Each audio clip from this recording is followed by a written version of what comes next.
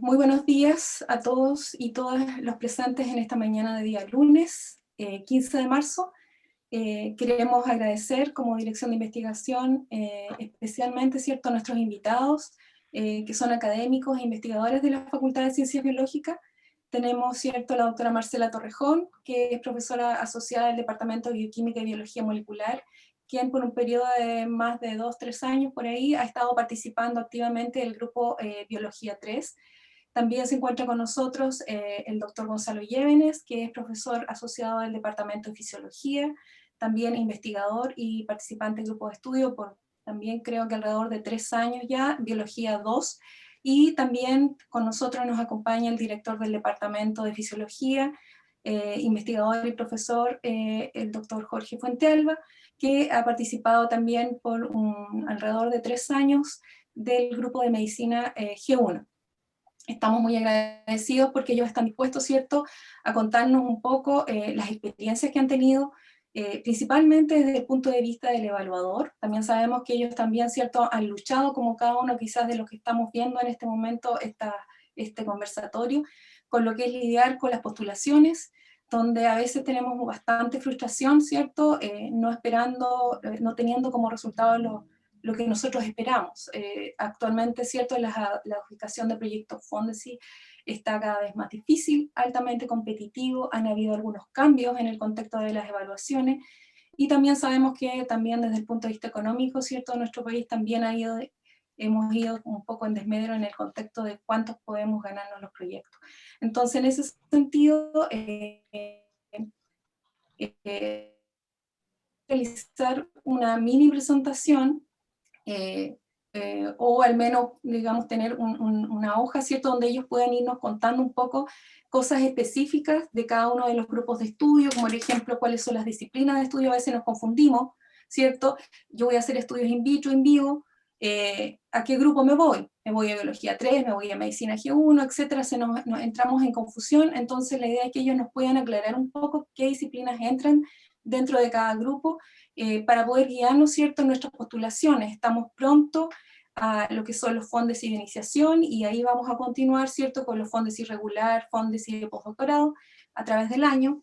Es importante también entender el modo de evaluación, de lo cual ellos también van a comentarnos un poco, y también tener información, ¿cierto?, en relación a los últimos puntajes, o en los últimos años, ¿cierto?, cuáles han sido los puntajes de corte, donde sabemos que no es solamente relevante escribir un proyecto y tener una nota 5 en el proyecto, sino también la importancia que ahora está tomando lo que es la trayectoria académica o la trayectoria científica, que también va más allá en algunos de los concursos, más allá de la productividad que podamos tener. Tratemos la idea de entender en esta mesa de diálogo cuáles son las principales diferencias entre los 3 grupos, y si nuestros investigadores, ¿cierto?, nos pueden también aportar algunos tips basados, ¿cierto?, en la experiencia que han adquirido en estos 3 años, que pueden ayudar de alguna forma a mejorar la postulación. Sin más que decir, mi última información es que en este momento tenemos alrededor de 28 participantes, que si surgen dudas específicas para cada uno de los representantes del grupo, por favor, si pueden escribirlas en chat, y después de que ellos presenten, tener como una mesa de discusión y de preguntas-respuestas que va a ser coordinada por Sergio Villagrán, coordinador científico de nuestra facultad. Así que bienvenidos y muchas gracias a nuestros invitados. Vamos a partir con la presentación de la doctora Marcela Torrejón. Bien, muchas gracias. Buenos días a todos. Antes de partir, mientras comparto un poco la pantalla, quiero pedirles por favor que por WhatsApp alguien me escriba en el caso de que esto se me quede pegado el internet, porque lamentablemente todavía tengo conexión Beterroba y ha sido bien intermitente en el último tiempo, así que pido disculpas en ese sentido. Buenos días a todos. Entonces voy a tratar un poco de resumir. La verdad que tengo varias diapositivas, no solamente una, pero donde voy a tratar de resumir todos los puntos que tocó Roxana. Primero que nada, yo he tenido la experiencia de trabajar en el grupo de estudio, no de estudio, sino que estudio Biología 3, y siempre en realidad cuando uno se la primera pregunta que uno se hace cuando necesita postular es ¿a qué disciplina voy a postular, cierto? Sin embargo, hoy en día sabemos que la cosa es bastante competitiva y junto con esta pregunta de a qué disciplina voy a postular viene la pregunta, ¿tengo el CV suficiente para postular? Es el sueño de todos nosotros, pero posiblemente quisiéramos no tener que preguntarnos esto, pero la verdad que hoy en día, y los números los dejé para el final, eh, esta es una pregunta bastante, que parte, que es una de las primeras preguntas que tenemos que hacer. Bueno, en lo que respecta a la disciplina, acá tengo yo puesta, simplemente copié y pegué lo que sale, lo que ustedes conocen todos, cuando entran a la página de ANID pueden encontrar respecto a los grupos de estudio.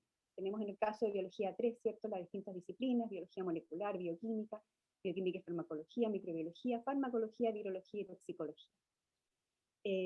Acá tenemos biología 2, donde tenemos otras disciplinas como morfología, biofísica, biología celular, etcétera, las que pueden ir leyendo.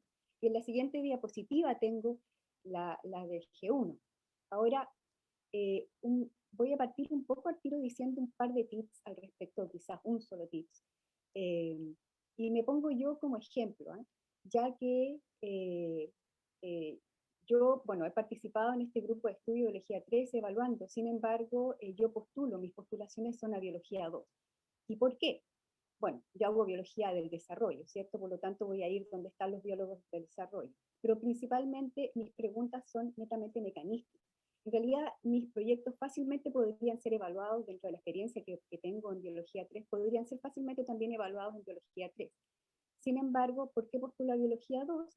Porque mayormente las estrategias que utilizo yo para contestar las preguntas son, yo diría, entre un 60 y 70% relacionadas a la biología celular. Por ejemplo, cambios morfológicos, ¿cierto?, de la célula, cambios estructurales de una célula, un comportamiento celular, que no significa que no tenga estrategias experimentales que vayan a responder, que sean bioquímicas, interacción entre proteínas, etcétera, ver patrones de expresión a través de PCR, etcétera. Pero sin embargo, la mayor contundencia, el mayor peso, tiene que ver con estrategias experimentales que van hacia biología 2, a las disciplinas de biología 2. Por eso escojo la biología 2. Sin embargo, cualquiera de ambas grupos de estudio podrían quizás evaluar, pero principalmente los expertos están principalmente en esta área. Lo mismo pasa un poco con medicina 1. Yo podría decir de que en G1 a nosotros en biología 3, cuando nos llega un proyecto que viene de G1, cuando de los 3 objetivos solamente hay uno que implica el trabajo con animales, trabajo in vivo, los otros 3 con el trabajo in vitro en células de cultivo. Entonces, los otros 2 objetivos, perdón, son en células en cultivo. En esos casos nos llegan a biología 3. Esto se los digo un poco si tienen algunas dudas al respecto, y lo podemos seguir conversando después, y seguramente Gonzalo y Jorge, que son los especialistas en esa área, nos van a poder complementar esto que les digo. Esta es la típica rúbrica de escala de evaluación que utilizamos y que todos ustedes conocen, y que tiene que ver con el puntaje, ¿cierto? 0 a 0,9, nunca he visto un 0,09 donde simplemente la propuesta no aborda los criterios, etcétera. El 1 a 1.9, la propuesta no aborda no en forma adecuada, ¿cierto?, todos los aspectos, hay graves deficiencias del 2 al 2.9, existen importantes deficiencias del 3 al 3.9, se cumple, se aborda los aspectos de los criterios, aunque se requiere algunas mejoras en entre el 4 y el 4.9, son posibles mejoras, y el 5, que es el excelente, no significa que sea perfecta la presentación, pero que las mejoras las debilidades son menores. En la siguiente diapositiva quiero un poco contarles cómo es la evaluación. Existen dos tipos de evaluación, dos modalidades de evaluación que utilizan los distintos grupos de estudio. Una es la evaluación mixta y otra es la evaluación de panel. La evaluación de panel, que es justamente la que utiliza el grupo de biología 2, está relacionada con que es el grupo de panel. El grupo de estudio se dedica, hace la evaluación propiamente tal. Normalmente son 2 evaluadores los que están a cargo de la revisión de un determinado proyecto. Sin embargo, y no significa que no se inviten, no se pueda invitar evaluadores externos en el caso de que se considere que dentro del grupo de estudio no están la mayor expertise al respecto, se pueden invitar. invitar evaluadores externos, o incluso ha pasado de que a veces dentro del mismo grupo no solamente 2 investigadores son los que van a evaluar, 2 evaluadores, sino que pueden haber 3 o 4 en total. Eso va a depender de si el grupo se siente o no capacitado con toda la expertise necesaria para poder evaluar el proyecto. Esto se lo digo también un poco para que sientan la confianza, porque muchas veces uno escucha de que, claro, nadie me entendió nada, no hay ningún experto en mi proyecto, pero eso se considera. Si efectivamente no hay expertos, y quizás al final podemos conversarlo también, porque a veces quizás no están los más expertos, pero sí, pero a veces si no los hay, como les digo, uno se invitan evaluadores expertos externos o no. La presentación es en panel. ¿Qué significa eso? Que estos 2 evaluadores que están a cargo principalmente de evaluar este proyecto van a presentar al panel, a todo el grupo, el proyecto. Y al final se consensa la nota. La nota viene puesta por todo, los evaluadores van a sugerir una nota y el panel va a conversarla y va a finalmente consensuar una nota final. ¿Cuáles son los criterios, cuáles son los factores de evaluación? Son los que ustedes conocen todos: calidad de la propuesta, ¿cierto? Viabilidad de esta y finalmente el CV o la trayectoria. Acá les puse, bueno, en el caso de los proyectos de inicio, la calidad de la propuesta tiene un peso de un 60%, en el caso de los regulares un 40% y en el caso de los postdoc un 50%. ¿Y cuáles son los factores o los aspectos a considerar dentro de ellos? Son los fundamentos teóricos, conceptuales y el estado del arte, la calidad y coherencia de las preguntas o hipótesis y objetivos, el potencial de impacto y novedad científica, pertinencia y validez de la metodología y su coherencia con los objetivos e hipótesis, y la coherencia del plan de trabajo. En este caso, en el caso de los de inicio, se considera dentro de la calidad. Y en el caso de los regulares y postdoc, esta coherencia del plan de trabajo de la propuesta va dentro de la viabilidad. Ahora, sin embargo, yo revisé las bases del último concurso de este año para los proyectos de inicio, y está definido como toda la calidad y la viabilidad está dentro de un mismo cuadro, de un 75% total. No estoy segura si este año se va a separar esta calidad y viabilidad. Yo me imagino que sí, para la evaluación propiamente tal. La viabilidad, entonces, en el caso de los de inicio, hasta la fecha siempre ha sido un 15%, y considera los aspectos de infraestructura y recursos solicitados, ¿cierto? O recursos también que están presentes dentro de la institución, etcétera, y la capacidad y experiencia del equipo que se presenta postulando. En el caso de los concursos de regular, este tiene un peso de 30% y en el postdoc también un 30%. En el caso del inicio, en el caso de los regulares y los postdoc, la coherencia del plan de trabajo de la propuesta va dentro de la viabilidad. Y en el caso acá lo separé a los regulares, los dejé aparte. El aspecto o factor de trayectoria académica y de investigación, como ustedes bien saben, ya esto ha cambiado en los últimos años, tanto los de postdoc como los de inicio desde el año pasado. Ahora se evalúa una trayectoria académica. ¿Y cuáles son los aspectos a considerar? Acá se pide que se presenten 5 productos. 5 productos más importantes que el IR, o es decir, el investigador responsable, quiere llamar la atención o hacer el remarque, que son importantes para su postulación. Esto tiene un peso de 25% en el caso de los concursos de inicio y un 20% en el caso del concurso de postdoc. ¿Cuáles son estos productos que se pueden presentar?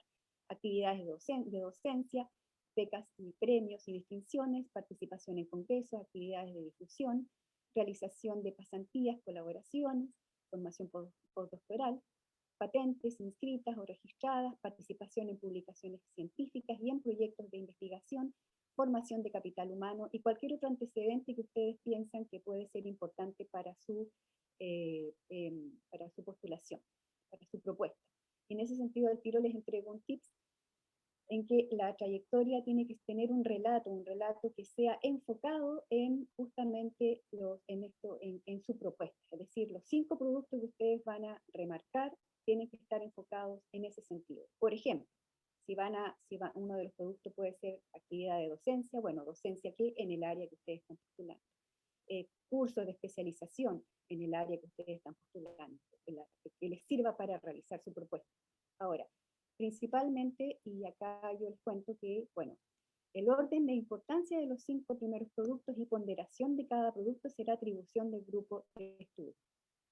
Y en ese sentido, justamente yo diría que los 3 grupos que estamos acá representados, que sería Biología 3, 2 y Medicina, G1, por supuesto los productos aquellos más importantes o que tienen mayor peso, está en la participación y publicaciones científicas. Y podemos conversar un poco más adelante del porqué. Y la participación también en otros proyectos, etc. Esto tiene mayor peso. No significa que el resto no vaya a sumar. Por supuesto, el resto es considerado, si está bien relatado, aún más, pero principalmente la participación en publicaciones tiene el mayor peso. Ahora, incluso en ninguna parte de las bases dice que si ustedes tienen 5 publicaciones y quieren presentar como producto las 5 publicaciones, también lo pueden hacer, relatándolas bien, por supuesto, enfocadas hacia su propuesta. Eso lo podemos ir quizás conversando un poco más, pero voy a ir un poco más rápido, digamos, para que el resto de mis colegas también puedan presentar. Y les puse aparte la productividad en el caso, considerada en el caso de los proyectos, concursos de proyecto regular, que también tiene un peso de 30%, pero en este caso se considera solamente, como dice acá la productividad, las publicaciones, en otras palabras.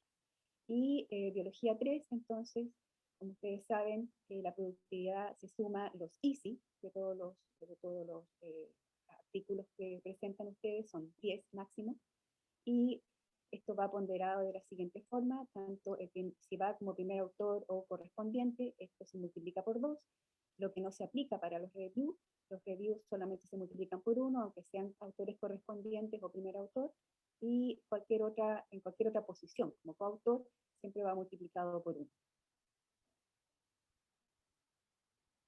Algunos tips. Ya les di algunos respecto a cómo escoger el campo, ¿cierto? O el grupo de estudio al cual postular. Estos otros probablemente ustedes los conocen bien también, pero no es malo recordarlos un poco. Se espera que toda la información fundamental para dar sustento a la propuesta y apoyar la congruencia y posibilidad de éxito de la propuesta deben ser incluidos en la sección de Proposed Research, es decir, en estas 10 páginas que tenemos que escribir. Hay opción, por supuesto, de colocar información anexa, pero la opción de colocar esta información anexa es posible, sin embargo, esta es para material adicional y o suplementario a lo incluido entonces en la mencionada sección anterior, ¿cierto? La propuesta, las 10 páginas. Por ejemplo, si hay resultados anteriores y son fundamentales para la propuesta, esto debe ser incluida en estas 10 páginas. En los anexos ponga el resto que suma, pero aquello importante que da peso a la propuesta, traten de colocarlo siempre en estas 10 páginas. Importante es también que ojalá logren colocar una formulación de la propuesta, o en la metodología también puede ir esto. Cada uno escoge a su gusto dónde lo coloca, pero es importante que vaya, aunque no se pide, en la fase no va, pues no va pedido, ¿cierto? Pero es mucho más fácil para el evaluador seguir una propuesta si incluye, por ejemplo, una racional de las aproximaciones, los resultados esperados. Que la propuesta incluya estos contenidos va a impactar en la calidad. Se espera también que la propuesta incluya el reconocimiento de posibles problemas y con ello proponer entonces estrategias alternativas.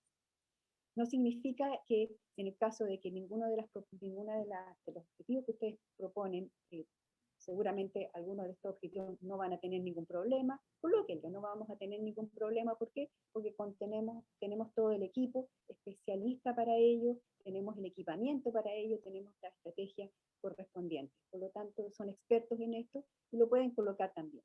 La idea es que ustedes coloquemos todos, ¿cierto? Todo lo necesario que le dé peso a nuestra propuesta y convenzamos al evaluador de que sabemos lo que vamos a hacer. En el caso de los regulares, según las bases, no es obligatorio presentar cartas de compromisos de colaboradores. Sin embargo, si la mencionada colaboración es fundamental para llevar a cabo este proyecto, se requiere de un sustento, ¿cierto? De un apoyo, la carta. Yo les aconsejo que presenten una carta de un colaborador. a menos de que el coinvestigador vaya a llevar a cabo esto, esta parte, ¿cierto? Que lo mencionen también, el colaborador X va a llevar a cabo esta parte, es el experto y que va a apoyar este objetivo. Eso también debe ser colocado. Hoy en día, de hecho, en la última postulación, se pidió que dentro de estas 10 páginas además hubiera una descripción del equipo.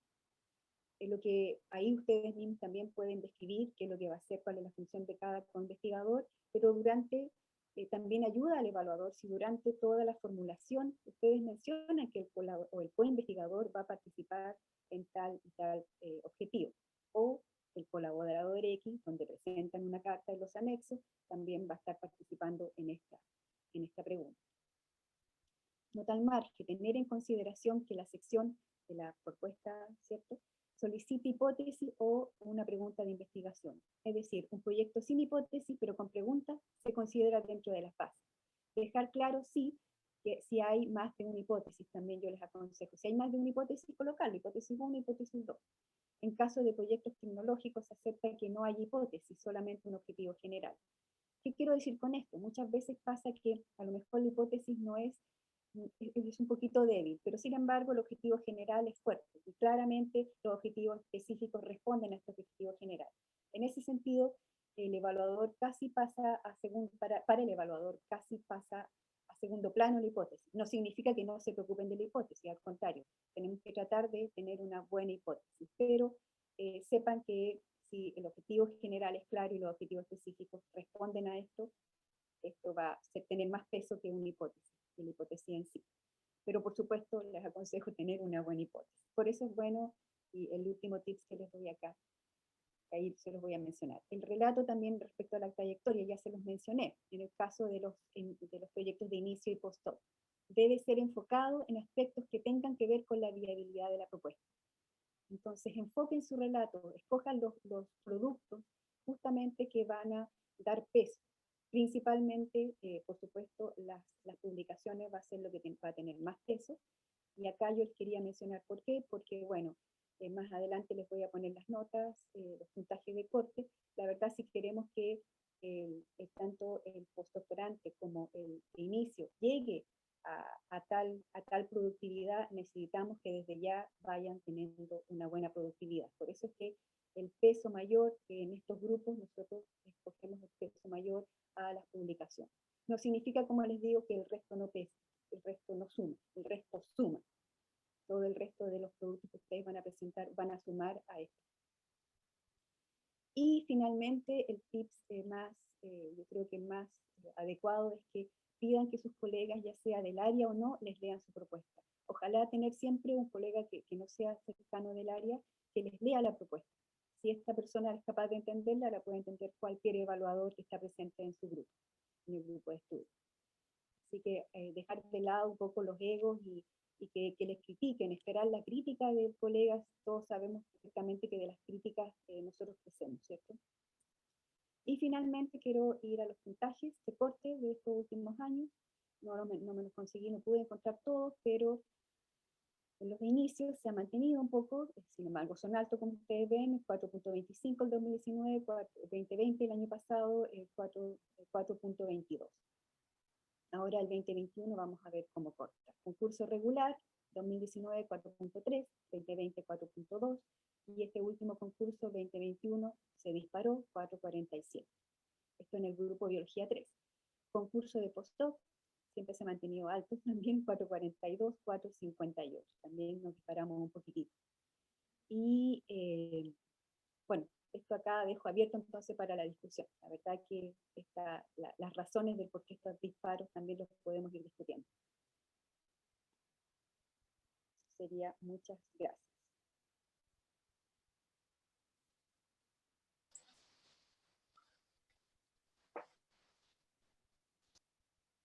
Dejé de compartir, ¿cierto?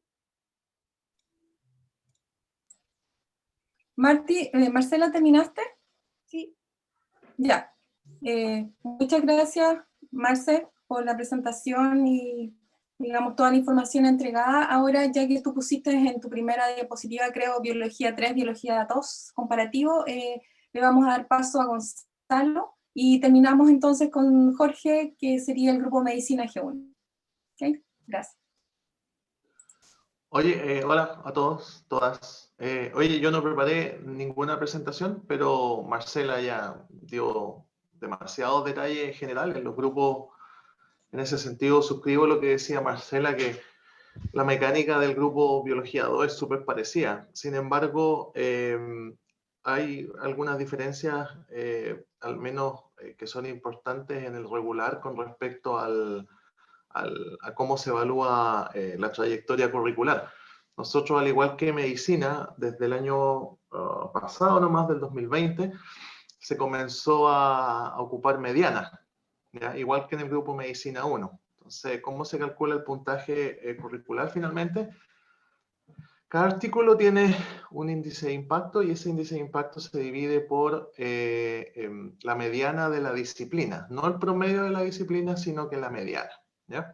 Y eso se divide por publicación y se va sumando y así se obtiene el puntaje, digamos, de la trayectoria, o sea, de la curricular que vale 30% para el regular. En el otro caso de postdoc y de inicio ocupamos prácticamente los mismos elementos que mencionó Marcela. Se evalúa la trayectoria curricular con los 5 productos más destacados, ¿cierto?, de las personas que postulan. Y en eso hay que hacer mucho hincapié de que hemos detectado reiteradamente en postdoc y en inicio, que aunque se piden 5 productos, hay personas que no especifican los 5 productos, ¿ya? Por ejemplo, nos ha tocado el caso de que colocan 10. Entonces, ¿cuál es el problema que nos surge en el grupo? Que no se sabe, por ejemplo, qué productos tomar en cuenta, ¿ya? No lo podemos hacer porque se pide explícitamente que se definan 5 productos, no 8, ¿ya? Por lo tanto, se dificulta el trabajo del grupo en eso. Entonces, uno de los consejos que podría dar en ese sentido muy claro es que definan 5 productos muy, muy claramente, no más, no menos, pero que sean los más importantes, que a juicio del postulante o de la postulante estén muy asociadas a la propuesta. Me explico. Por ejemplo, un proyecto que, no sé, pues va a hacer investigación en biología celular por decir algo, el aparato de Golgi, ¿ya? Con microscopía. Entonces, un buen elemento de trayectoria sería presentar, ¿cierto?, datos o de una estadía, por ejemplo, en un centro de microscopía a nivel internacional donde se estudie Golgi, ¿cierto? Eso es obviamente que tiene una relación directa a la propuesta y eso va a ser súper bien evaluado. Pero en la contracara, por ejemplo, si alguien coloca que hizo, no sé, pues docencia en otra cosa que no tiene mucha relación, claro, también es algo interesante, pero no necesariamente eso tributa directamente a la propuesta. Entonces, lo que hay que elegir con los digamos, con los 5 ítems relevantes, tienen que aparte de que tienen que ser importantes, digamos, en la historia, tienen que intentar relacionarse con el desarrollo de la propuesta. O sea, cómo estos 5 ítems contribuyen al desarrollo de la propuesta. Y eso entonces es una caja larga y variable, pero que siempre hay que tener en cuenta para que la revisión sea lo más, digamos, lineal posible para el grupo y que no hayan dudas. Nosotros también trabajamos con panel. Cada proyecto lo evalúan 2 personas, siempre. 2 personas presentan el proyecto y luego eso se da en la discusión de panel y finalmente panel es el grupo de investigadores de panel, que somos alrededor de 10 o 12, dependiendo del concurso, define la nota final, ¿ya? Algo importante y también muy en línea con lo que decía Marcela de Grupo Biología 2, es que los puntajes de corte han subido, este año subieron muchísimo, aunque no tan bruscamente como en Biología 3 y probablemente en Medicina G1 también subieron, pero no tan brusco como en G3. El año pasado el puntaje de corte fue 4.3 para el grupo Biología 2 y este año fue 4.47.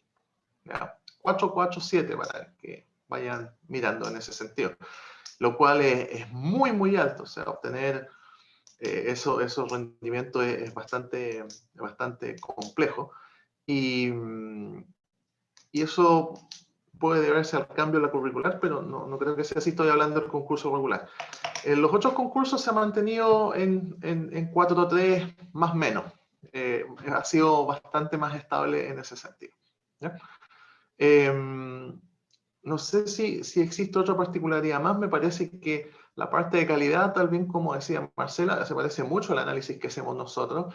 La parte de calidad de la propuesta tiene que ver con discusión bibliográfica, por ejemplo, o sea, el estado del arte, ¿cierto? Para entender desde dónde sale la pregunta científica, ¿ya?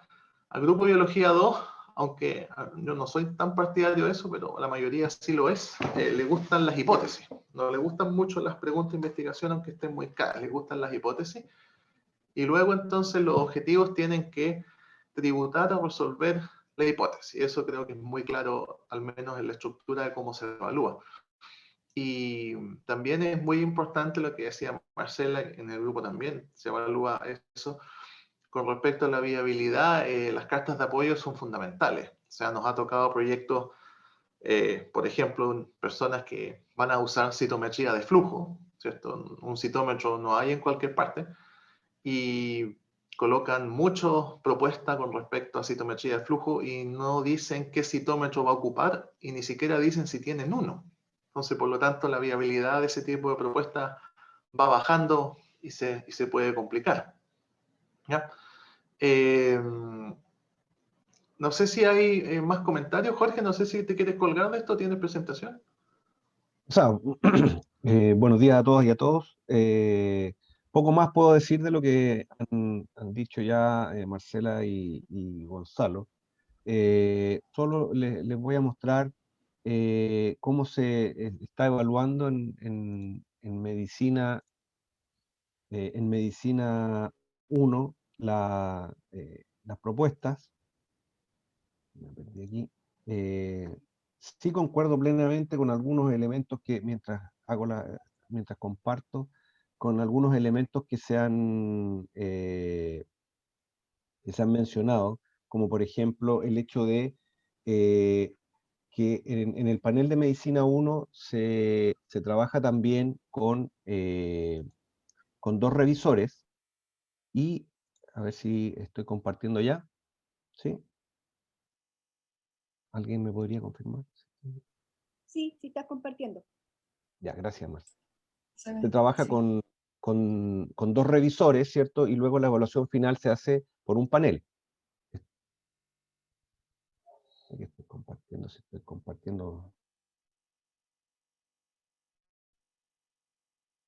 Se hace con el panel. Entonces, tips importante, el estado del arte tiene que ser un estado del arte ordenado dentro de lo posible, que sea de fácil entendimiento. No quiero decir que sea una explicación sencilla, sino que sea sencillo de seguir, de leer, que sea fluido, porque muchas veces los temas son complejos y en esa complejidad dificultan a los revisores entenderlo y exponerlo adecuadamente. Y cuando no hay claridad en eso, el panel empieza a hacer preguntas y se complica la explicación o no se encuentra la respuesta, y eso lamentablemente perjudica la propuesta. Por lo tanto, siempre se ha observado bien el hecho de que el estado del arte sea un estado ordenado, que sea claro, que no sea confuso y finalmente que tenga una profundidad adecuada, pero que sí se pueda entender.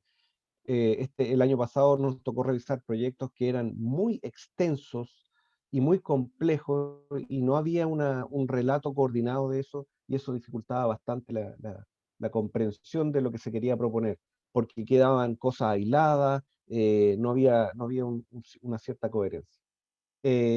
Otro tips importante tiene que ver con lo beneficioso que es tener un esquema que trate de explicar el modelo propuesto. Si el esquema no cae en las 10 páginas de la propuesta, igual colóquenlo en los anexos y hagan referencia a él en el texto, porque eso ayuda enormemente a la comprensión de la propuesta. Otro aspecto en términos de la viabilidad, muchas veces en las propuestas se dice que se va a trabajar, por lo menos en Medicina 1, con pacientes, y muchas veces no hay cartas de investigadores que sean doctores, que tengan la potestad de trabajar con pacientes, ni tampoco de las instituciones. Si el investigador que va a proveer los pacientes es parte del proyecto, no hay problema, pero cuando no está y se requiere de infraestructura hospitalaria o clínica, eso tiene que tener ¿cuánto se llama? Una carta de apoyo de la institución o del investigador que va a estar en el, participando en la propuesta.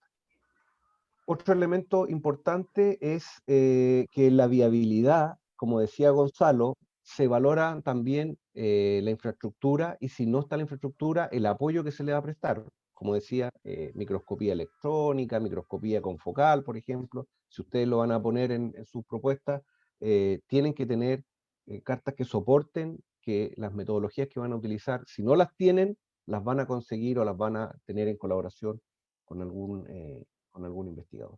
También la presencia en Chile también es un elemento que le da viabilidad a la propuesta, y podría eso también afectar en el ítem de viabilidad. En medicina G1 son un poco más estructurados. Les gustan las hipótesis y les gustan generalmente que la idea esté clara en una hipótesis, ¿ya? Cuando se han presentado proyectos con más de una hipótesis, se complica la correlación entre los objetivos y a qué hipótesis tributa cada uno de ellos.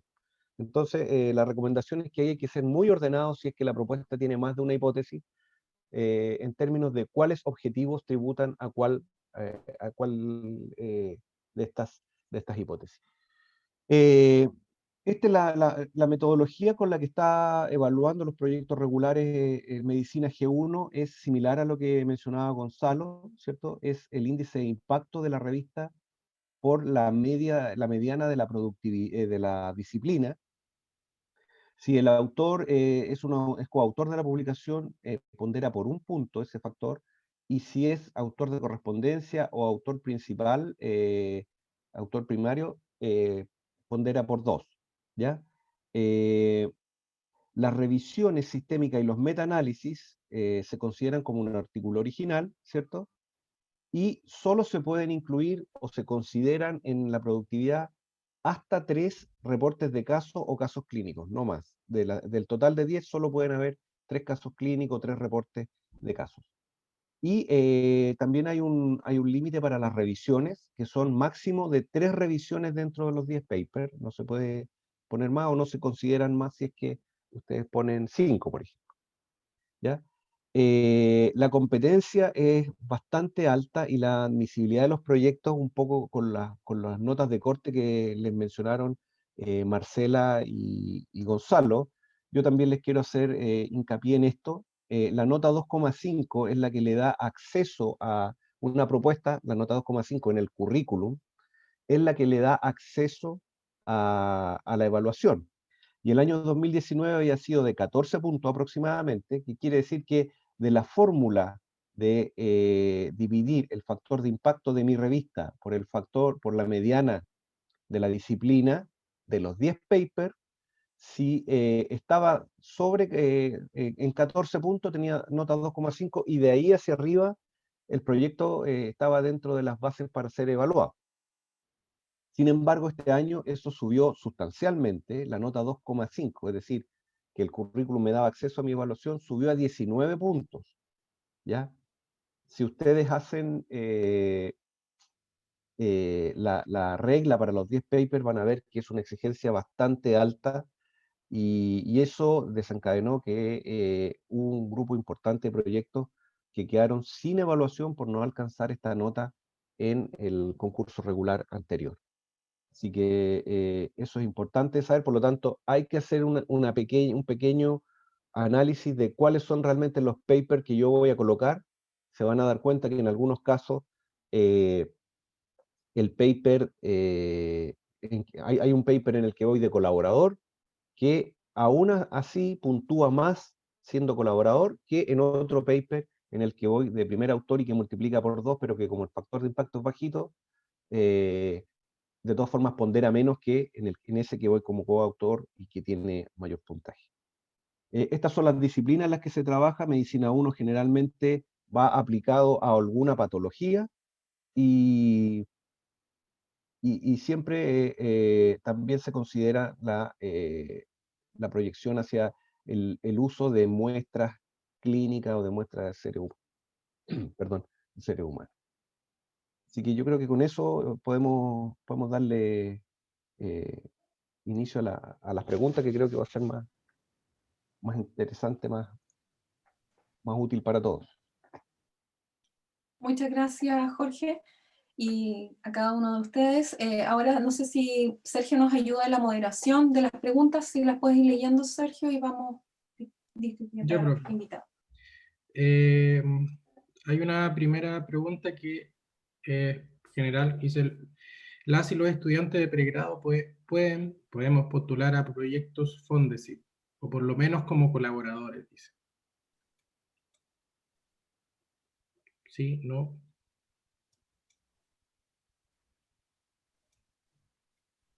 Habría que, bueno, para postular a los proyectos de inicio, yo no participé en los inicios este año, pero hasta el año pasado, cuando yo participaba, había que tener grado de doctor. Como colaborador sí se puede ir en los proyectos, no hay limitaciones en eso, entiendo.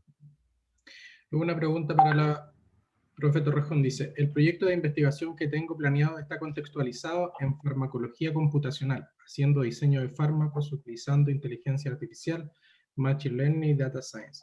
Debido a que no existe un grupo de estudio y disciplina de biología computacional, mi pregunta es si este proyecto cae dentro del grupo de biología 3, disciplina 49, bioquímica y farmacología, o disciplina 57, farmacología.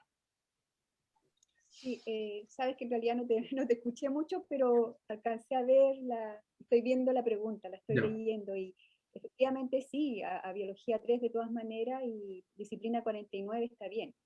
Cualquiera de las dos podría ser, pero la disciplina 49 estaría bien. Bioquímica y farmacología. Súper. Luego otra pregunta, dice, en el caso de los proyectos de iniciación, ¿el currículum del investigador considera a aquellos investigadores que realizaron su formación en el extranjero respecto de aquellos que nos formamos acá? Una pregunta abierta. O sea, como mencionábamos y como ahora último también mencionó Gonzalo y Jorge, que acá en el caso de los de inicio hay que destacar ciertos 5 productos, y estos 5 productos puede ser un postdoc afuera, el haber hecho una tesis de doctorado no es un producto, pero cualquier actividad, cualquier otro de los que les mencioné antes, que les mostré en este esquemita, ¿cierto? Estadías, cursos, las publicaciones, por supuesto, son un producto, así que no, en realidad que hayas hecho tu formación afuera o aquí en Chile no va a afectar eso. La pregunta para Gonzalo dice, ¿cómo se conoce la mediana de la especialidad? No es tan fácil obtenerla, pero sí se puede obtener del JCR, a partir del procesamiento de información de Web of Science. Pero, sin embargo, también se puede conseguir a partir de información, digamos, que en ese sentido, Annie menciona que las tablas con que se hace eso no son públicas, pero en realidad sí son públicas. Entonces, si quieren saber la mediana o la media de una disciplina, pregúntenos a nosotros y le damos el valor. Después ustedes pueden buscar el índice de impacto, porque es un poco complejo encontrarlo en el Web of Science. Pero eso es algo que siempre nos mencionan, que no se comparte esa información, pero la verdad es que, porque no es una información pública, sino que es privada, derivada de las bases de datos, pero eso también se puede encontrar en Internet. Pero en el caso nuestro, o sea, si alguien quiere saber la mediana de una disciplina, es cosa de preguntar, ¿no? Creo que es la manera más fácil, aunque se pudiera extraer de varias plataformas, pero no es tan fácil como encontrar el índice de impacto de una revista, por ejemplo. Las medianas, lo bueno sí que las medianas de las disciplinas son bastante estables en el tiempo, entonces no van a encontrar una diferencia mayor entre 1 año y 8, si mal no recuerdo, y Marcela y Jorge me pueden corregir. Yo en los 3 años que he tenido que calcular currículum, las medianas no han cambiado en nada y los impactos promedio tampoco. Así que en ese sentido es fácil de tener con respecto a las disciplinas en donde las personas están publicando. ¿Ya? Sin embargo, en ese sentido quiero mencionar un punto bien importante. Al menos en los grupos, por ejemplo, como Biología 2 y Medicina G1, en donde se opera con mediana, la mediana de las revistas multidisciplinarias es muy, muy bajita. ¿Ya? Por ponerles un ejemplo, la mediana de neurociencia es 3,7 o algo así. ¿Ya? Por lo tanto, una revista de neurociencia de índice de impacto 4, dividido en 3,7, va a tributar con 1,1 si es coautor, y ese 1,1 multiplicado por 2 si es autor de correspondencia o primer autor. Sin embargo, una revista multidisciplinaria, ¿cierto? La mediana es algo así como 1,2. Por lo tanto, ese mismo artículo con un impacto 4 en una revista multidisciplinaria es 4 dividido en 1,2. Y eso es casi 4. ¿Ya?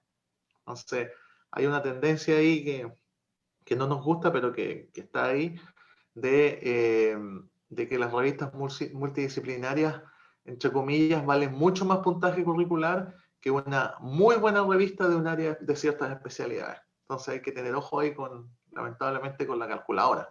¿Ya? Pero esos son artefactos que se dan. En todo caso, la mediana es un instrumento bastante mejor que el promedio de la disciplina, porque la mediana es un instrumento mucho más certero para medir dónde está, en qué lugar o en qué calidad o algo por el estilo se pudiera situar una publicación X con respecto al grueso de todos los journals de una disciplina. ¿Ya? Pero tiene ese bemol que me parece que hace bastante ruido, a pesar de que en la transición que hizo el grupo G2 a ese sistema, el puntaje de corte subió muy poco, y eso implica que el concurso está pesado igual, independiente de ese factor que hace que es un poco controversial, podríamos decir. Eso. Gracias. Roberto Elizondo hace una pregunta para todos. Dice, ¿qué tan importante dentro de la evaluación resulta incluir resultados preliminares? Yo diría que es importante. Les decía yo de que si tienen incluso figuras que estén apoyando esos resultados preliminares, estén apoyando la propuesta, es importante que los traten de colocar. Que pongan resumidamente y con una buena figura, y que le dé, si le está dando peso a la propuesta, es importante. Sí, en el caso de G1 son fundamentales. O sea, una propuesta sin resultados preliminares ve muy afectada su viabilidad. Así que, aunque sean pocos resultados preliminares, igual hay que ponerlos y también apoyarlo en ese caso con resultados previos, es decir, resultados que van en esa línea de investigación, pero que ya están publicados. ¿Ya? Esa línea entre los resultados que ya he publicado y los resultados preliminares para esta propuesta son importantes, y por lo menos en el grupo acá se consideran dentro de la viabilidad de la propuesta. Sí, estoy súper de acuerdo con eso. Al menos Grupo Biología 2, los resultados preliminares son importantes, debido a que son la prueba más importante de que la viabilidad del proyecto es alta. ¿Ya?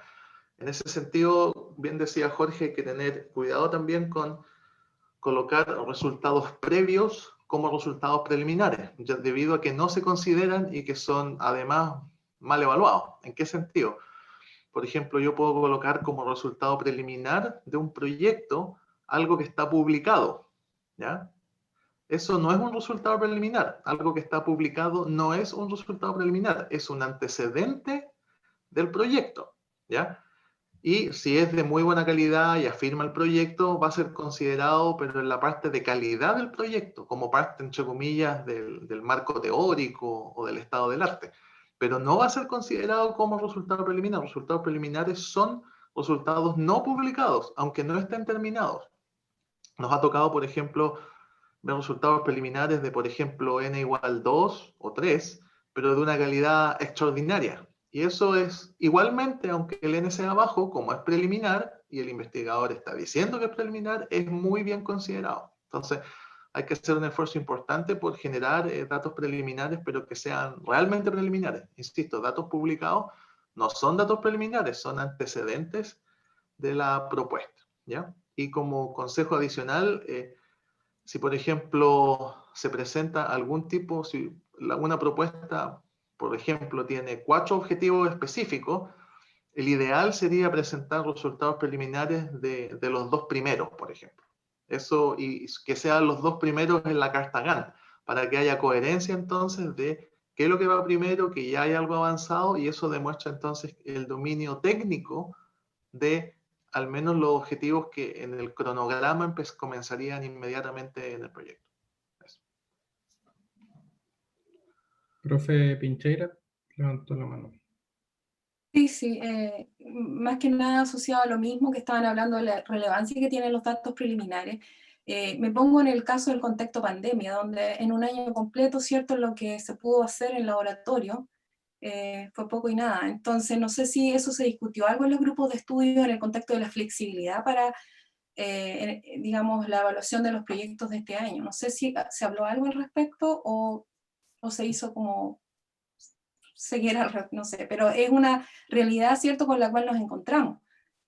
Aquellos que van a proyectos de iniciación, fondos o de postdoctorado, que vienen saliendo, ¿cierto?, ya sea de postdoctorado o de doctorado, en un año no pudieron hacer mucho y ahora van a entrar al concurso. Y si en realidad el peso que se da a los datos preliminares es muy relevante, quizás, no sé cómo va a afectar eso. No sé si hay algo que puedan decir.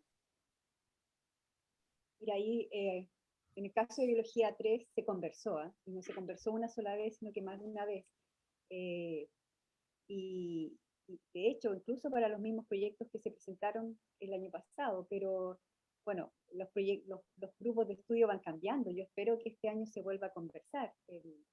A los coordinadores uno les dice, yo misma al coordinador le dije, recuerda que hubo un año en que no hicimos experimentos, y le mandé el otro día un mensaje, porque es necesario que estos puntos se conversen. Yo espero que con los gente nueva que haya entrado al grupo de estudio esto se converse.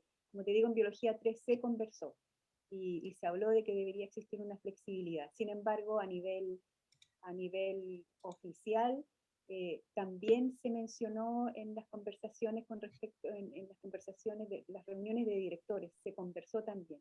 No quedó nada por escrito, sin embargo, pero se conversó y se discutió de que era un año complejo, que no iban a haber resultados probablemente preliminares tal como tú lo mencionas.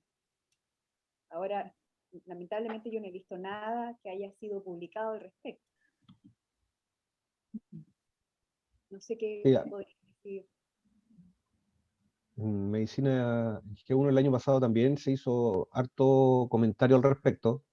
Sin embargo, la cruda realidad era que frente a un proyecto que por este tipo de dificultades no tenía datos preliminares o tenía escasa información preliminar, habían otros que la tenían. Y lamentablemente es una cruda realidad a la que se enfrentaban los postulantes y que no había manera de discernirla, porque las reglas tienen que ser para todos iguales. Pues entonces, en ese aspecto se genera ahí un terrible problema. Así que es una cosa que hay que seguir monitorizando y viendo. Ok, gracias. Seguimos con las preguntas. Por acá hay otra para todos también. Para los concursos de postdoc y de iniciación, al elegir los 5 productos, ¿qué tan relevante es que seamos primer autor o no? Y el factor de impacto de la revista. Bueno, en el caso de los postdocs se se pide que no consideremos los factores de impacto, ¿eh? En el caso de los postdoc, no así en el inicio. En el caso del postdoc, no importa el factor de impacto. Bueno, si es autor, bueno, si es autor, primer autor, tiene mayor peso, por supuesto que si no, pero sin embargo, si tiene varias publicaciones, que háganlo notar, porque eso demuestra productividad. Entonces eso es positivo. Independiente de donde vaya, que sea coautor, tiene un cierto peso también. Obviamente, hacer primero presentar aquello donde son, ¿cómo se llama?, el primer autor, pero no, en el caso de los postdoc, eso es más flexible. Tampoco se pide que haya 5 publicaciones. En el caso de los postdocs sabemos que vienen muchos saliendo del doctorado, y en nuestro doctorado sabemos de que, bueno, se nos exigen 2 publicaciones para salir, una publicada y otra ¿cómo se llama?, enviada. Por lo tanto, uno tampoco puede exigir tanto. En ese sentido es bastante flexible. Si vienen de primer autor, mejor, va a tener más peso, pero si son coautores y tienen varias, también va a tener un buen peso. Así que es importante que las destaquen y que las enfoquen hacia su propuesta. Eso es lo más importante.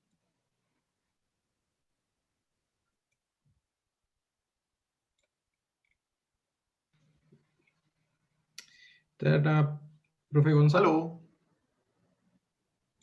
Salud. Sí, me escucha ya.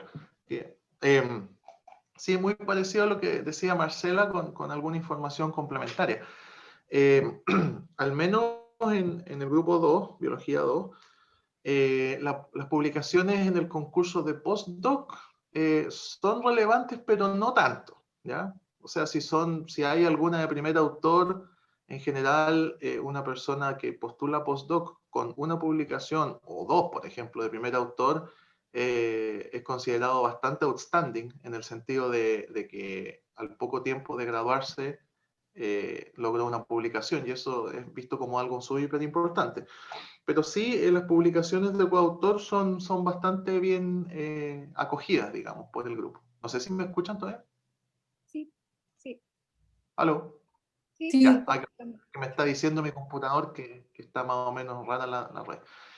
Y con respecto al inicio, en el inicio sí es mucho más importante tener publicaciones, ojalá de primer autor, y ojalá en un tema relacionado, no necesariamente igual, pero en un tema relacionado a la propuesta, porque eso demuestra, ¿cierto?, un grado de expertise mayor, que es el que se presupone para un proyecto de inicio. Y en ese sentido hay un factor que igual es difícil de manejar con respecto a la trayectoria académica, que es que el concurso inicio, la limitación, y corríjanme si estoy equivocado, Jorge y Marcela, pero se permiten hasta postulantes hasta 8 años después de la obtención del doctorado, ¿cierto?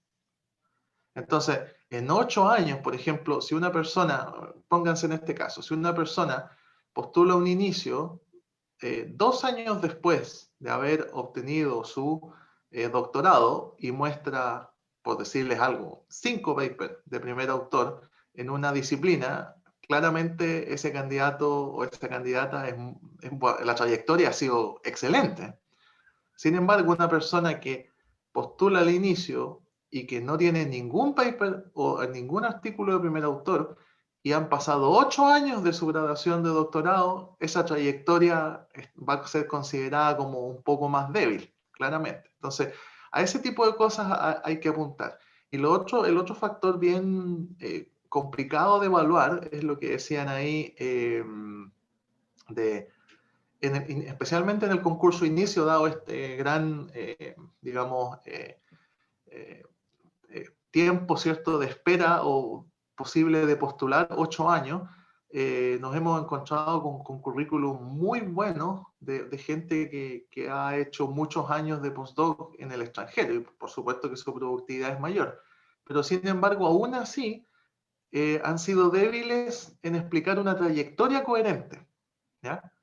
Entonces, o han publicado artículos que no necesariamente tienen que ver con la propuesta, y eso entonces debilita su participación.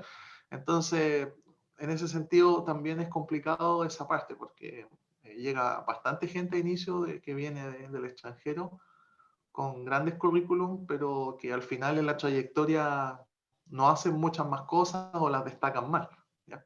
Así que no, en ese sentido no hay un sesgo, por ejemplo, de que la gente que se desarrolla acá es mal evaluada, para nada. De hecho, hay elementos, muchos elementos de esto que se llama trayectoria académica que equilibran la balanza, ¿ya? Y por ejemplo, algo que es muy bien visto, sobre todo en inicio, que se busca ya una persona con una vocación de vida académica probablemente, las actividades de divulgación de la ciencia son bien importantes, ¿ya? También a nivel de postdoc, pero mucho más a nivel de inicio, y también ojalá participación como cotutor o cotutora en posgrado, por ejemplo, también es muy valorable en el concurso de iniciación. El concurso de iniciación, la trayectoria debe ser un poco más integral, ojalá, ¿cierto? Y el postdoc, básicamente, si tiene alguna publicación de primer autor, ese antecedente es muy, muy positivo. Sobre todo pensando en que el postdoc creo que el máximo son 3 años después, ¿no? Del doctorado.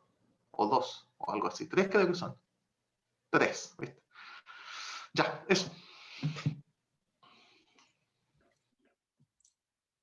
Gracias, profesor. Considerar lo de la comunicación de la ciencia. Otra pregunta, dice, dado la poca disponibilidad de fondos en el concurso regular, ¿será mejor restar 1 o 2 objetivos y postular para 3 años que para 4 años?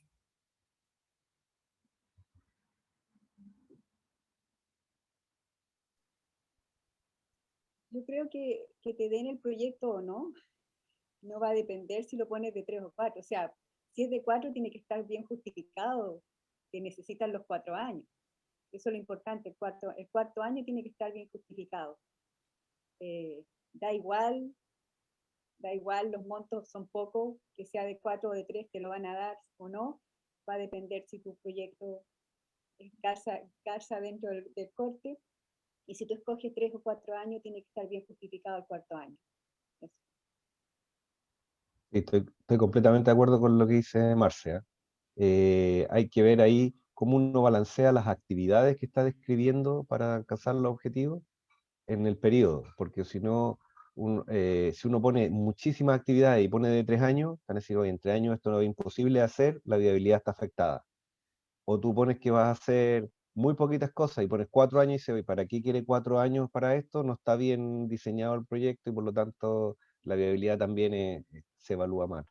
Por lo tanto, hay que saber balancear el número de años en función de lo que tú quieres hacer. Si el proyecto es ambicioso y tiene actividades importantes a desarrollar y que requieren tiempo, evidentemente un proyecto de 4 años va a ser lo idóneo. Pero si no, obviamente hay que pedirlo de 3. ¿Ya? Pero no piense en función de recursos, por los pocos recursos pido más o menos años, sino que piensa cuáles son las actividades que tú vas a desarrollar y si para eso realmente necesitas 3 o es mucha pega y necesitas un año adicional. Porque eso, las personas que están evaluando son todos investigadores y por lo tanto más o menos tienen el feeling de cuánto tiempo podría demorarse lo que tú necesitas.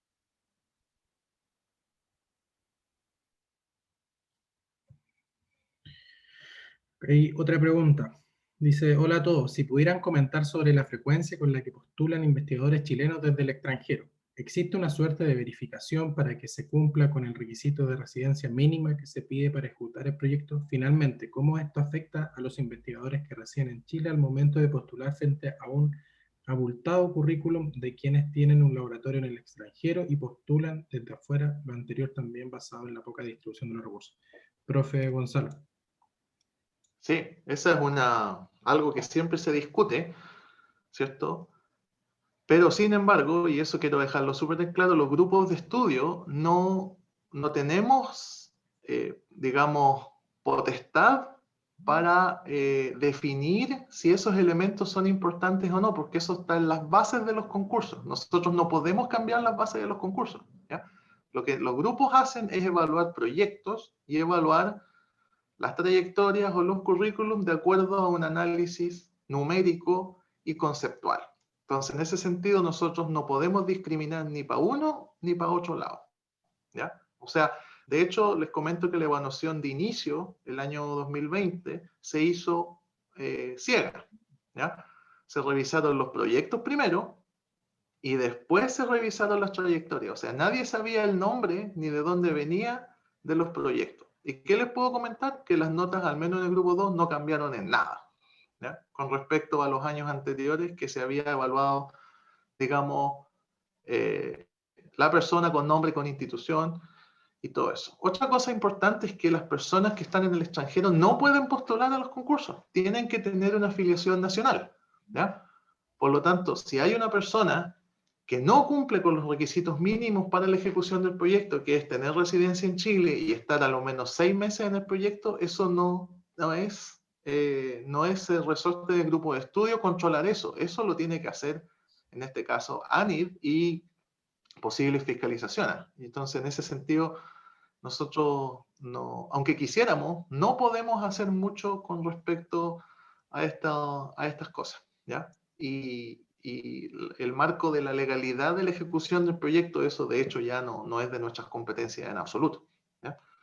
Es súper penca saber de esas cosas, pero nosotros en realidad, nosotros lo que tenemos que hacer es evaluar los proyectos de igual manera para todos y todas los postulantes. Entonces, eso es bien complicado. Ahí, sobre todo, yo creo que el rol de las instituciones es fundamental, porque si las instituciones saben que alguien se va a volver, si es que se gana proyecto, eso no me parece correcto. Pero nosotros no tenemos no podemos saber eso en un proyecto. Nosotros lo que nos llegan son papeles con proyecto y papeles con antecedentes. Nada más que eso. Entonces, las Claro, instituciones ahí tienen un rol preponderante en ese control que sugiere Ricardo Fuentes, ¿cierto? En su pregunta, que es algo súper encuentro relevante al respecto, pero lamentablemente los grupos tenemos, insisto, que evaluar proyectos, trayectorias y currículum. Y en el caso especial del regular, los artículos son solo números, no, ni siquiera pensamos en que aquí, que allá, ¿no? Son números y punto, y así se trata, ¿ya? Los proyectos se tramitan todos de la misma manera. Eso. sí, yo concuerdo con Gonzalo. Los grupos de estudio no tienen injerencia en ese aspecto en particular. Sin embargo, ahí hay un apoyo o un respaldo que le da la institución a esa postulación, y por lo tanto con eso la institución debiese hacerse responsable de que ese proyecto cumpla con las bases establecidas en el concurso, y en el caso de los regulares es que a lo menos el investigador esté por 8 meses en el país, si es que del extranjero. Por lo tanto, toda vez que la institución le da el apoyo o respalda esa postulación, se entiende que es la responsable de hacer cumplir o de velar de que eso sea así.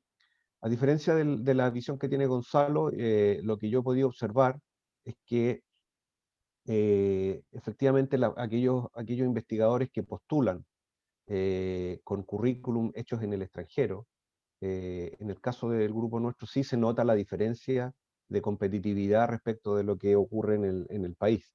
Por lo tanto, en ese aspecto sí se afectaría, sí se eh, podría restarle competitividad, por ejemplo, a nuestros investigadores. Así que es una cosa un poco lamentable, pero como dice Gonzalo, los grupos de estudio no tienen capacidad de fiscalización y tendría que ser la NIT, pero la mayor responsabilidad ahí debiese caer sobre la institución o la repartición que está patrocinando ese tipo de proyectos. eh, Eso. Sí, yo parto la misma opinión. En realidad no tengo mucho más que agregar a lo presentado por Gonzalo y Jorge. Y básicamente uno prácticamente, en algunos casos uno ni se entera de esa situación. El año pasado, como bien decía Gonzalo, en el caso de los inicios fue ciega la evaluación. En nuestro caso no hubo cambio tampoco. Ustedes pudieron ver los números, 4.2 no cambió. Subió quizá un poco la centésima, pero se mantuvo igual. Sí, como bien dice y remarca Jorge, aquí es la institución es la que está poniendo su apoyo, y por lo tanto uno tiene que confiar en eso. tiene que confiar que esté así, que se va a fiscalizar, y en las bases dice de que son 6 meses y 6 meses, por lo tanto tiene que fiscalizar 8 meses, 8 meses, 8 meses que tiene que estar en Chile, por lo tanto eso tiene que ser de alguna manera fiscalizado, pero no es atribución del grupo de estudio, lamentablemente no nos llega información al respecto.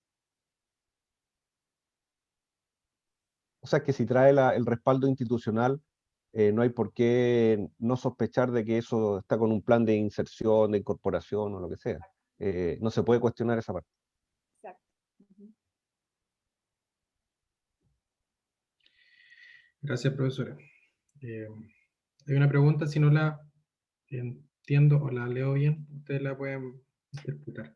Dice, Quizás que María de los Ángeles la pregunte directamente porque no se entiende mucho. ya, por favor.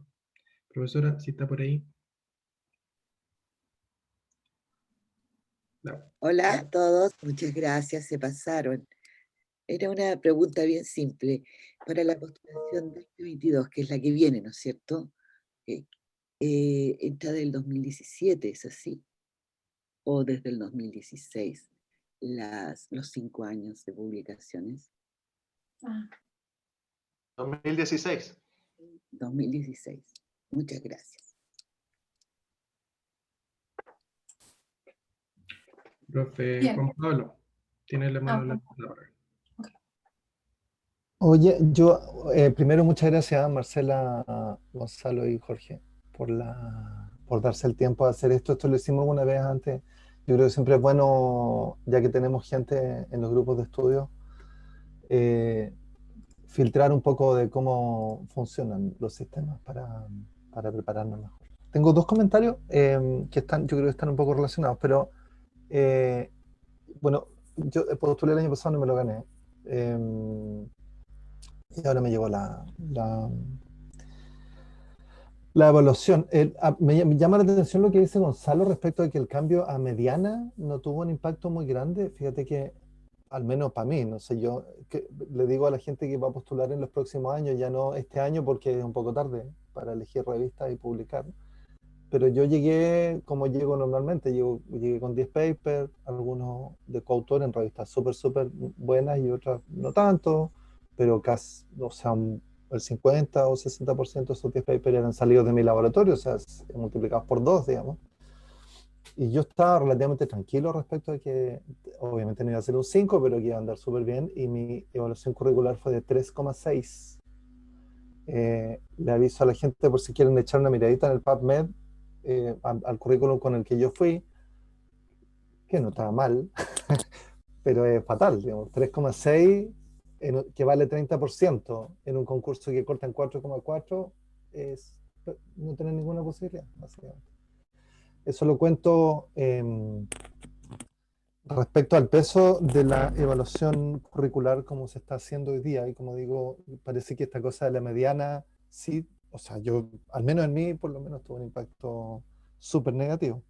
Y eso lo comento primero para que las personas sepan, y para introducir una pregunta que me gustaría saber, pero es como más de criterio y más de funcionamiento general de los grupos de estudio, porque me llamó la atención también de la evaluación de mi proyecto, que me llegó una cosa que nunca me ha llegado, que es una serie de recomendaciones de lo que yo debería haber escrito. Y eso, cuando yo estuve en grupos de estudio, el director o directora del grupo lo frenaba en seco, porque en realidad tú no estás invitado a decirle a la persona qué proyecto tiene que escribir, sino que estás invitado a evaluar lo que está escrito. No sé si me explico, la diferencia es bien importante, ¿no?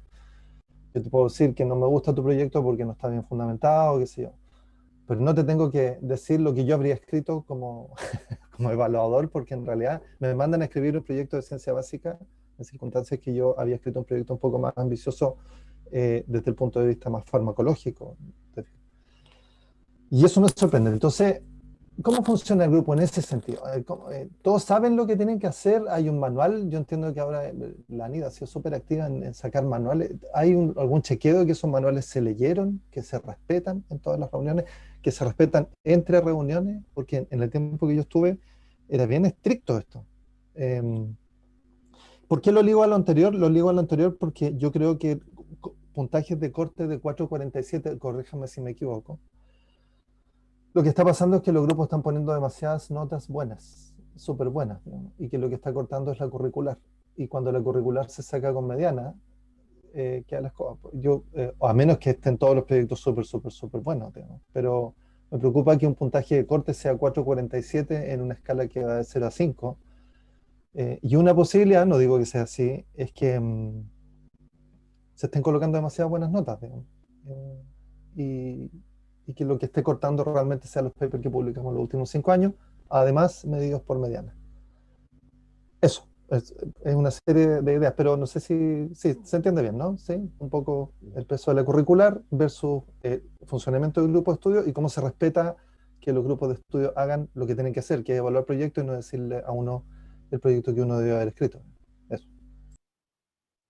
Sí, ¿puedo hacer yo un comentario primero? Sí, yo tengo una visión un poco distinta, Juan Pablo, respecto de la mediana, porque nosotros cuando discutimos, cuando yo estaba en la ronda anterior en el grupo de estudio, cuando lo discutíamos y empezamos a mirar las medianas, siempre eran más bajas que los promedios en las disciplinas. Por lo tanto, por ejemplo, en neuro, que el promedio era 4,5, la mediana era 3,8. Por lo tanto, cuando tú dividías el factor de impacto por la mediana, te beneficiaba más que dividirlo por el promedio, ¿ya?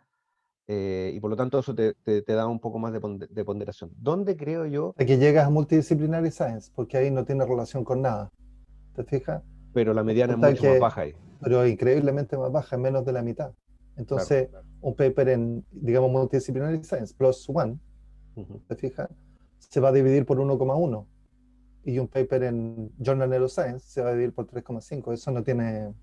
¿Para qué te voy a decir a ti que eres neurobiólogo? Sí, bueno. No, pero esa es la distorsión que un poco mencionaba Gonzalo que se produce en el tema.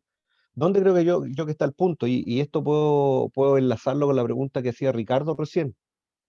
Resulta que en el año 2019, el 2,5, es decir, para acceder a tu evaluación, contando tu puntaje de curricular, eran 14 puntos. Es decir, que si tú tuvieses 7 papers de primer autor en una revista promedio de la disciplina en la que tú publicas, tendrías los 14 puntos, ¿cierto? Porque 4 partido por 4 te da 1, en 7 papers tenéis los 14 puntos y los otros 3 papers ya te tiran un poquito más arriba. Este año fue 19. Eso quiere decir que tenéis que tener o los 10 papers de último autor, ¿cierto? O tu impacto tiene que duplicar la disciplina en la que estáis presentando para recién entrar al concurso. Por lo tanto, lo que hicieron fue subir la cota de abajo mucho, quedó mucha gente fuera en medicina 1 por lo menos, ¿cierto? Y eso quiere decir que en el siguiente segmento hay un grupo muy importante de gente con outstanding curriculum, como decía Gonzalo. ¿Cachai? Entonces, si en ese grupo tú empiezas a meter los currículums de gente que viene de fuera, perdonen que yo, no, a lo mejor alguien me va a malinterpretar, pero los currículums que vienen de fuera, con tremenda productividad, comparado con el currículum de nosotros que estábamos en el laboratorio ahí, que publicábamos nuestros papers a punta de esfuerzo, con los chiquillos ahí trabajando, etcétera, etcétera, evidentemente produce una distorsión en la competitividad. Y a mí me parece eso lamentable porque hay universidades que han hecho de esa mecánica sistemáticamente una operación para obtener Fondesits. Traer gente, hacer postular gente con currículum de fuera espectaculares, ¿cierto? Ellos siguen estando en su oficina en Barcelona, en otros países, y el proyecto se ejecuta aquí sin lamentablemente una fiscalización y eso hace que los investigadores como nosotros, ¿cierto? Perdamos algo de competitividad al respecto. Pero en el caso de lo que se analizó en Medicina 1, la mediana beneficiaba la ponderación de los papers y lo que está ocurriendo es que subieron la nota de corte y eso dejó solamente los currículum terriblemente poderosos arriba, ¿no? Ese es el comentario que yo te puedo hacer respecto de eso. Y la otra pregunta era, claro, en Medicina 1 generalmente se trabaja para dar indicaciones de cómo mejorar el proyecto actual, no lo que me gustaría que tú me escribieras. Así que por lo menos en el caso nuestro, no sé si los chiquillos tienen algún comentario al respecto, pero en el caso nuestro no, esos comentarios no pasan, digamos. Sí, no sé, No, bueno, esto súper irregular. en ese sentido, un poco lo mismo que decía Jorge, que pasa mucho, cuando uno está evaluando en el grupo, pasa de que comienzan cuando están evaluando y presentando, nos falta el que dice a mí, ¿por qué no presentó esto otro? ¿Por qué no dijo esto? Y a mí misma, en mis postulaciones también me han llegado comentarios como, ¿por qué no mejor estudias tal cosa? Pero en el fondo eso se trata de evitar, en ese minuto se trata de evitar, y de todas maneras los directores están a cargo de leer cada una de las cartas. A mí me tocó este año leerme todas las cartas, bueno, o la mitad de ellas, que fueron enviadas a los investigadores. Y yo tuve que sacar ese tipo de cosas, esos comentarios de que podría haber escrito esto, no, para afuera. La idea es mejorar, los comentarios son para mejorar la presentación, la postulación, para mejorar la propuesta, pero no decir lo que a uno le hubiera gustado como estuviera escrito. Entonces ese tipo de cosas hay que irlas eliminando. Probablemente algunas se pasan, qué sé yo. Y sí, en este año, claro, subió bastante. Como decía Jorge, subió el corte, el puntaje, el corte de abajo. Antes también era 2, ahora es 2,5. Y además, los coordinadores además subieron ese 2,5 a un puntaje mayor.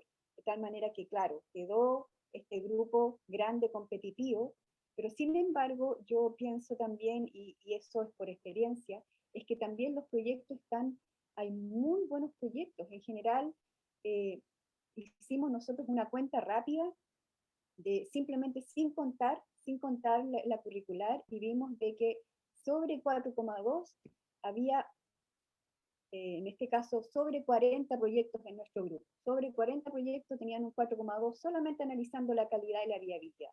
Así que efectivamente, esos 24 finales que fueron adjudicados, cortó cabeza el CV. Eso yo creo que es una conversatoria que deberíamos hacer quizás mucho más grande, y tener una propuesta quizás para proponer a NID de qué manera lograr esto de que ojalá el CV no cortara. Y yo diría que en ese aspecto, en el postdoc, eso no pasó. El CV no cortó. Acá en el postdoc cortó el proyecto. ¿Y por qué? Porque todos los CV estaban muy buenos. Así que todos los CVs fueron rankeados con muy buenas notas, de tal manera que en ese caso sí cortó cabeza, digamos, hizo la clasificación el proyecto. Y eso ojalá pudiera hacer con todos los concursos, por supuesto. Pero en ese sentido, quizás yo les invito a hacer otra conversatoria y generar propuestas para ello. Como dice el profe Aguayo, por supuesto que eso no es resorte de este panel, pues una conversación mucho más grande con ANID, pero realmente está ganando ese sector, digamos, de gente que viene afuera con sus currículum, bien por ello, felicitaciones. Y lo que se ha dicho mucho, que es replicar el financiamiento de la ciencia, lo que pasa en la sociedad, básicamente, y es que también se están ganando proyectos de gente que tiene otros recursos, ¿no? Núcleos Millennium, institutos Millennium, sobre todo institutos y Fondaps. Entonces, gente que perder el Fondesit, sí, claro, es una merma, only. Para mí, o sea, para cualquiera de nosotros, es bajar a cero de un año para otro. Y ahí también hay que hacer una revisión respecto a esto de insistir en que cualquier investigador tiene derecho a postular a Fondesit, aun cuando tenga un montón de financiamiento por otro lado, que sale del erario nacional de todo, pero eso es otra cosa. Muchas gracias de nuevo, chiquillos y chiquillos. Chiquillas y chiquillos. Gracias, profesor. Gracias, profesor, también de los expositores por responder las inquietudes. Por ahí dice el profe Aguayo, postular ahora es como preparar un Fórmula 1. Nada puede quedar sin consideración. Otro comentario dice, en base a la importancia del currículum finalmente para poder estar dentro del corte, ¿cuáles podrían ser tips para los que debemos saltar del inicio al regular en los próximos años? Sacar la calculadora y revisar revistas multidisciplinarias. Sí, bueno, claramente que hacer ingeniería de papers y revisar de todos los papers que tengas, cuáles te tributan más de acuerdo al grupo en el que vas a estar y cómo lo evalúas. Si es impacto partido por mediana, tienes que ver primero cuáles son todos tus papers de primero, de corresponding, ¿cierto? Y luego los de colaboración, ver ver también cuáles pueden tributarte más. Puede pasar que en un paper en el que tú vayas de primero de corresponding, el impacto partido por la disciplina sea menor que en otro, en el que vas de coautor, en que el impacto partido por la disciplina te da más puntaje. Y a veces con el dolor del alma vas a tener que dejar ese paper fuera que le tenés mucho cariño, porque el otro te está tributando más puntaje. Y así de frío hay que ser con el análisis. Los reviews son el último recurso, porque aunque tú seas corresponding, te van a tributar por uno nomás. Entonces, todo ese tipo de análisis hay que hacerlo. Y yo en mi caso, si necesitas ayuda, le podemos echar una miradita. No hay ningún problema. Bueno, el caso de bioquímica 3 es distinto, o sea, biología 3 es distinto, ahí es la sumatoria de los IS, el factor de impacto. Así que obviamente la idea en ese caso es tratar de apuntar a revistas de alto impacto.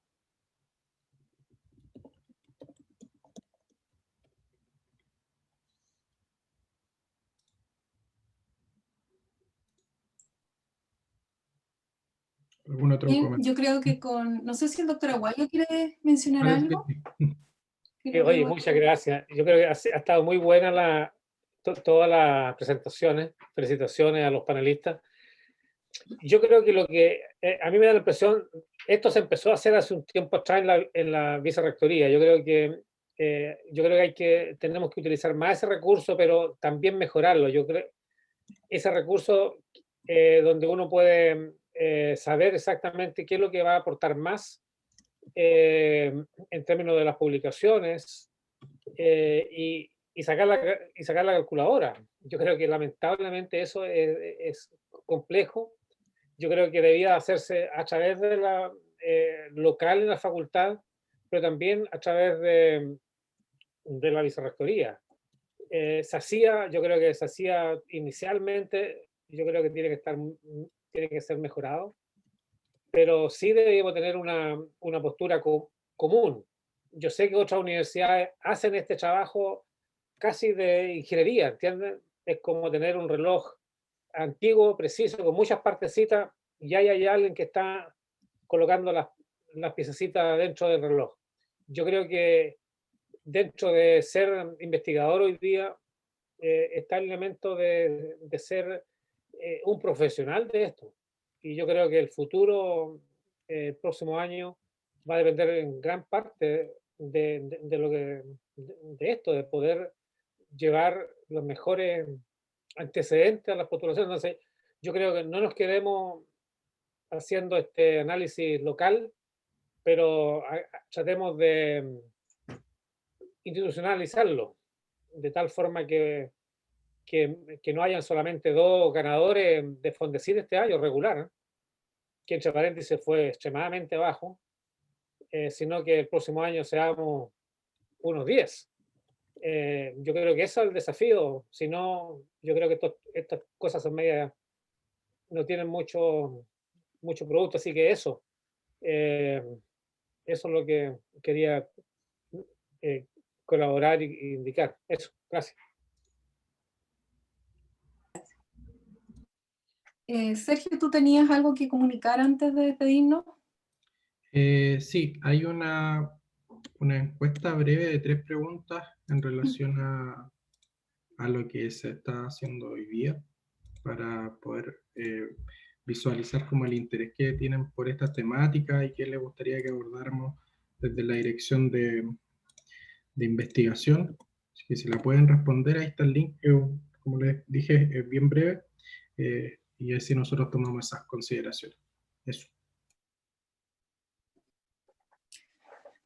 Bien, quiero despedirme, dar muchas gracias especialmente a Marcela, a Gonzalo y a Jorge, ¿cierto?, por estar dispuestos a compartir con nosotros, con la facultad y a nivel más amplio, ¿cierto?, porque esto fue abierto, digamos, completamente abierto para quienes estuvieran interesados en este tipo de proyectos y postulaciones.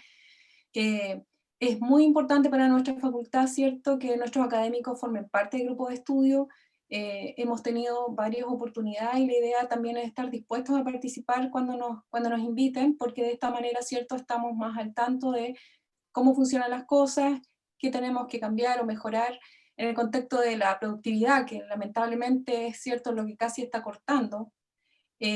También yo creo que una cosa que tenemos que tener en consideración es el contexto de tratar de colaborar más entre nosotros, de ser más participativos en el contexto de las publicaciones, porque a veces, cierto, estamos muy cerrados en nuestros grupos o en nuestro propio laboratorio, y uno ve que cuando llegan los currículums de otros investigadores, uno ve que hay mucha colaboración, y obviamente eso puede ayudar no solamente en el número, sino en la calidad de la publicación que tenemos, lo cual también va a estar asociado, ¿cierto?, al impacto y a los valores finales, ¿cierto?, que son los que se toman en consideración.